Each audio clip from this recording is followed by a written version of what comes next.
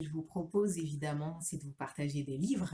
Vous pensiez que j'allais vous laisser comme ça en vous parlant d'un sujet, en vous demandant ce que vous en pensiez sans vous partager des livres. Bah alors là, non, c'est toujours...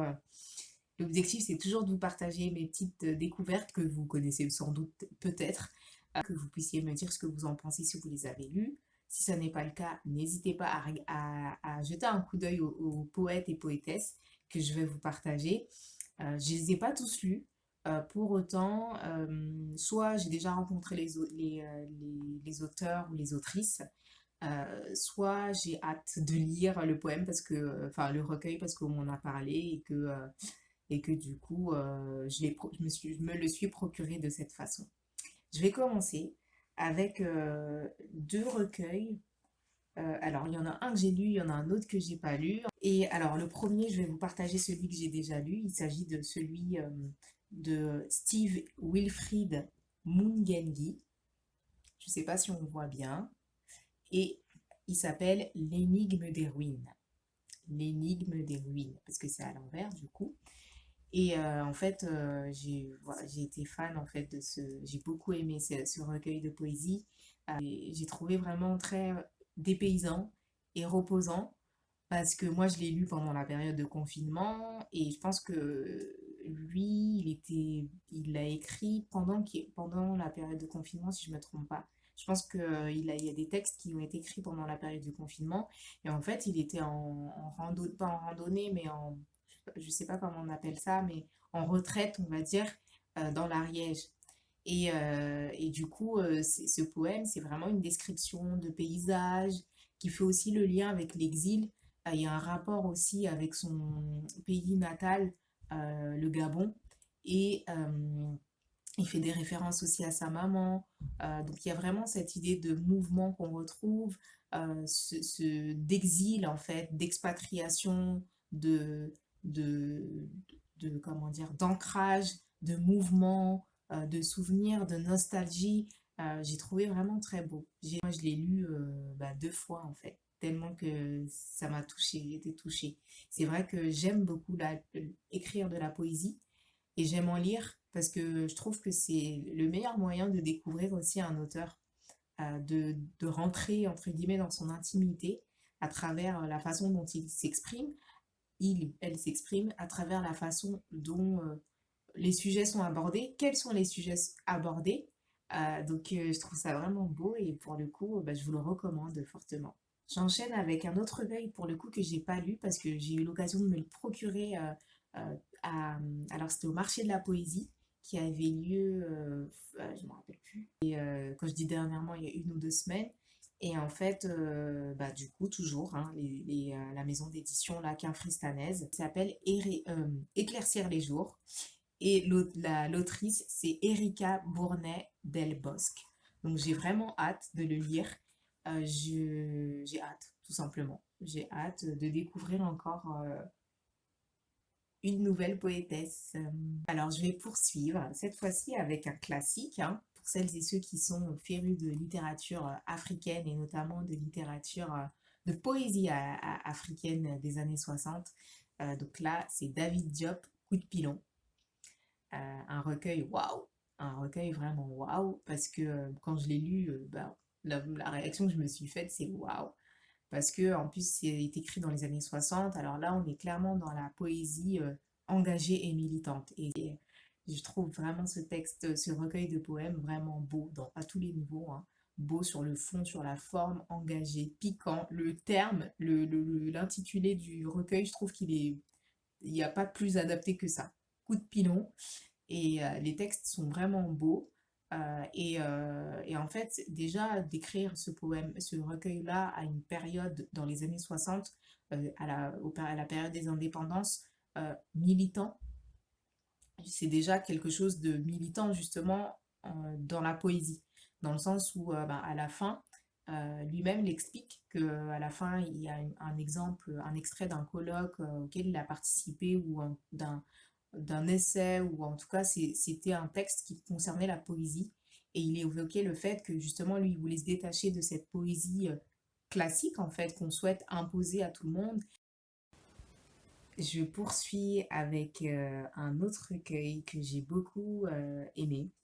Il s'agit de Sos Motem de Cheryl Itanda. Cheryl, j'ai eu l'occasion de le rencontrer lors d'un événement. Il s'agissait du salon, enfin du brunch littéraire afro-caribéen. C'était en 2021 et c'était à Nantes, qui était organisé par l'association Aspro Beer. Et j'ai vraiment aimé parce que j'ai eu l'occasion, c'était la première fois déjà que je participais en tant qu'exposante pour présenter mon roman Ce qu'il nous reste. Et j'avais l'occasion de découvrir, de rencontrer d'autres auteurs, autrices. Et c'est là que j'ai rencontré du coup Cheryl. En fait, ce qui m'a poussée à acheter son recueil, c'est qu'il y avait une table ronde, un échange en fait sur lui et sur du coup son œuvre, son recueil. Et en fait, il a lu un extrait de son recueil. Et bah, dans sa façon aussi de parler de la façon dont il faisait la poésie, ses objectifs, c'est vrai que moi, ça m'a vraiment touchée. Parce que, bah, comme je vous le disais tout à l'heure, moi, ce que j'apprécie aussi dans la poésie, c'est vraiment de voir quels sont les combats, entre guillemets, de la personne, du poète, qu'est-ce qui l'anime, à quoi il est sensible, ou de la poétesse d'ailleurs. Et ça, pour le coup, ça m'a attirée. Donc, je me suis dit, je veux en savoir plus. Et pour le coup, je trouve que ce recueil est vraiment une illustration de la vision, euh, bah oui, de la vision contemporaine, en fait, de la poésie par rapport à la vision classique.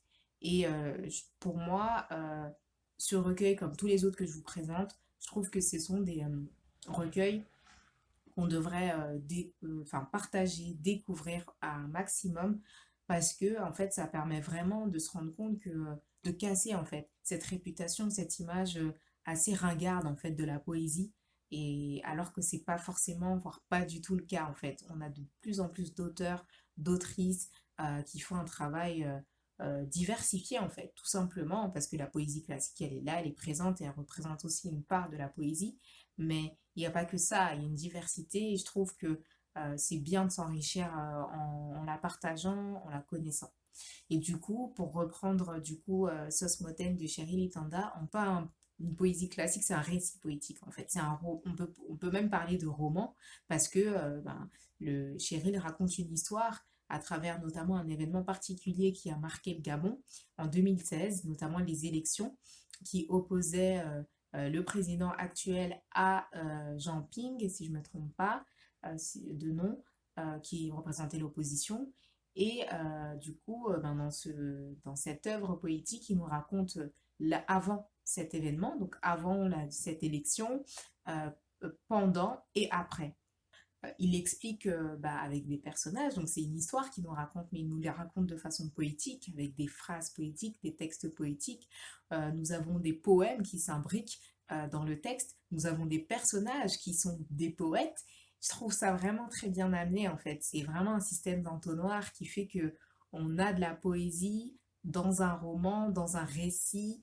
Je trouve ça vraiment très beau et en plus c'est vraiment fort en fait ces textes et ce que j'ai bien aimé aussi, c'est de percevoir l'évolution de ces personnages en lien avec cet événement. Il y a cette effervescence, cet espoir d'un renouveau, d'un changement avec cette élection. Ensuite, il y a bah, évidemment enfin évidemment, il y a la désillusion par rapport aux résultats. Il y a aussi cette volonté de se battre à travers des manifestations et on en revient aussi à la désillusion. Mais ce que je trouve beau aussi, c'est qu'à la fin, le texte se termine avec de l'espoir. Et je trouve que c'était vraiment bien amené au niveau de la forme, le rythme, les rimes. Et si vous aimez les textes, la poésie diversifiée, différente, qui sort en fait des codes, ben, lisez ça. Je poursuis avec un autre recueil et cette fois-ci il s'agit de Espérance Naïmana et son recueil s'intitule Je connais la limite de ton amour. Déjà, le titre, il est juste ouf. Waouh, il est profond. Et ben, Espérance, elle, je la connais, enfin, je l'ai jamais encore rencontrée, mais je l'ai découvert, on s'est rencontrés entre guillemets virtuellement sur Instagram en 2020. fin 2020, donc ça fait plusieurs années maintenant. Et j'ai beaucoup aimé les textes qu'elle proposait, sur sa page, qu'elle partageait, les poèmes. Et elle partageait oui, des extraits. Et quand elle a publié, quand elle a publié, j'avais hâte aussi de voir la version papier. Je suis contente parce que j'ai aussi eu l'occasion de le lire en tant que bêta lectrice. Et j'étais déjà, waouh, subjuguée par ses mots, par ses textes, par la profondeur en fait de ses poèmes. Et pour le coup, ben, la lecture du produit fini, ben, ça m'a fait le même effet. Vraiment, dans ce recueil, en fait, Espérance, ce que je trouve bien, c'est qu'elle met vraiment à nu, en fait, l'être humain, la complexité de l'être humain à travers ses émotions, à travers, par exemple, les expériences qu'il peut vivre par rapport à un amour brisé, par rapport à un sentiment, un mal-être, un inconfort, ce qu'on peut ressentir. Et je trouve que c'est magnifiquement bien amené parce que c'est la réalité de nous en tant qu'être humain. Et en fait, il y a une évolution parce que on voit en fait comment l'être humain peut être torturé par plusieurs diverses émotions paradoxales, contradictoires, etc. Des plus violentes, j'ai envie de dire, aux plus belles, parce qu'il y a aussi des messages d'espoir, où là, il y a c'est ce renouveau, ce changement, et on perçoit cette évolution en fait tout au long de ce recueil. Donc n'hésitez surtout pas, il est disponible sur Amazon, vous pouvez également la suivre sur les réseaux. Donc n'hésitez surtout pas, moi j'ai vraiment beaucoup aimé. Donc là, il me reste 5 livres à vous partager. Je vais poursuivre avec un autre recueil. Donc là, encore une poétesse. Et là, il s'agit de Marie Inaya Munza. Son recueil s'appelle Motema. Et je l'ai trouvé vraiment très beau pour plusieurs raisons. Parce que déjà, elle aborde divers sujets. Elle aborde des sujets comme la tolérance, comme la diversité, l'amour. J'ai beaucoup aimé son texte. Je l'ai lu, son recueil, je l'ai lu en une soirée, hein, vraiment en une soirée, je l'ai lu. J'ai trouvé vraiment le rythme des mots, des phrases, des vers, les sujets. euh, voilà, vraiment un très joli recueil que je recommande beaucoup. Je le relirai, c'est sûr, parce que vraiment, les mots sont touchants, parlants et à portée universelle en fait. C'est ce que j'ai beaucoup aimé. Je poursuis avec une autre poétesse que j'ai déjà rencontrée décidément. Et là, je vais vous partager en fait deux recueils de cette personne-là, sachant que je ne les ai pas encore lus. Je les ai feuilletés pour savoir un peu de quel sujet ça parle et pour pouvoir un peu vous les présenter. J'ai eu l'occasion d'avoir des lectures en direct, mais j'ai pas encore lu. Il s'agit de Célina Dior. Donc, elle a écrit deux livres, deux recueils de poésie. Le premier, il s'appelle Les routes de l'été. Les routes de l'été, Célina Dior, ça s'écrit comme ça. Alors, c'est à l'envers, mais bon. Et le deuxième, c'est Méandre poétique, toujours de Céline Dior. Elle a un site internet, elle a les réseaux, notamment Instagram, vous pouvez la suivre pour, voilà, pour voir un peu ce qu'elle fait et pour pouvoir vous procurer ses livres qui sont disponibles sur Amazon. Donc n'hésitez surtout pas. J'ai beaucoup aimé ma rencontre avec elle parce que c'est une passionnée, une artiste, hein, une passionnée d'écriture. Dernièrement, je participais justement à un événement en lien avec la poésie organisé par l'auteur Cheryl Itanda, donc les Poétudes. Et du coup, elle était présente. Elle a lu quelques extraits de ses poèmes et je me suis dit, de ses recueils. Je me suis dit, il faut que je les lise. Franchement, ça m'a trop donné envie, mais du coup, j'attends l'été, justement, pour être en accord avec les titres. Bref, tout ça pour dire que, en fait, elle aborde différents sujets. Donc, en lien avec le voyage, en lien en hommage aussi à notamment son père. Elle aborde divers sujets, la nature. Ça me permet de rentrer dans son intimité, de savoir un peu ce qui l'inspire, ce à quoi elle est sensible. Elle a des messages, autant des messages, je veux dire, ou inspirés de la nature, inspirés du voyage, on va dire un peu plus léger, que des messages plus profonds qui évoquent des sujets d'actualité en fait, de société. Donc n'hésitez pas, franchement, allez-y, allez-y, franchement, allez-y, vraiment. Cette femme, elle est juste géniale et pour avoir feuilleté et entendu certains de ses poèmes, J'ai juste vraiment hâte de tous les terminer. Donc voilà. Donc il me reste 2 livres et après c'est bon. Comme quoi je disais que j'avais pas beaucoup de poésie par rapport au roman, mais j'en ai quelques-uns. J'en ai quelques-uns, donc ça va. Je termine avec toujours un livre pour le coup que j'ai pas lu parce que je l'ai emprunté à la médiathèque de ma ville. Et donc là, en fait, c'est particulier parce qu'on est sur un... Donc là, le livre, c'est Lettres aux jeunes poétesses. Elles expliquent leur perception, leur positionnement, leur retour d'expérience en tant que poétesse dans un environnement où la poésie beaucoup, où il y a beaucoup d'hommes en fait. Donc je vais vous lire, ce sera plus simple. Je vais vous lire en fait la dernière de couverture. Et si ça vous intéresse, ben, n'hésitez pas à vous le procurer. 21 poétesses francophones racontent ce qu'est écrire et être une femme ou une personne non binaire aujourd'hui. 21 poétesses, musiciennes, slameuses, une armée de guerrières, agentes de leurs propres désirs, qui avancent, prend la parole, confie ses combats et délivre la poésie de ses représentations traditionnelles. Ces lettres font de l'écriture une matière vivante et politique. Elles disent un désir de transmission, un rêve de l'autre, l'histoire d'une reconquête de soi, un recueil inspirant et animé d'une vigueur plurielle et sensible, destinée à toutes et à tous, à qui souhaite faire une place à l'écriture dans sa vie. Et voilà. Enfin, il est temps de terminer du coup cette session partage de littérature spéciale poésie. Et donc là, je vais terminer avec mon recueil de poésie Électron Libre, hein. Donc Électron Libre, je vous en parlais tout à l'heure. Donc c'est mon recueil, mon deuxième livre. Donc je suis contente de le partager. Il a été publié le 20 mai. Donc aujourd'hui, il est disponible sur plusieurs plateformes, notamment Amazon, en version papier et e-book. Et il est également disponible en version papier sur Books on Demand, sur Cultura.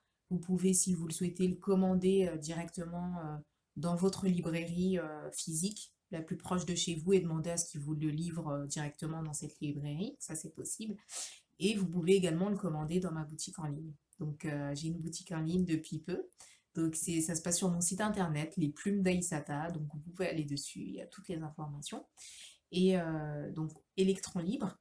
Je vais vous lire la dernière de couverture et tout simplement, à partir de ça, vous expliquer un peu ce que j'ai souhaité mettre en avant, pourquoi Électron Libre et pourquoi cette représentation, je vous tiens. Semblables à des électrons libres, ces poèmes retranscrivent des pensées qui gravitent en dehors du noyau de l'atome que représente l'expérience de la vie humaine. Loin de s'en éloigner par rejet, ces particules de mots observent ce vécu dans toute sa splendeur pour mieux le questionner, en rappeler les contradictions, la violence, la beauté, la richesse.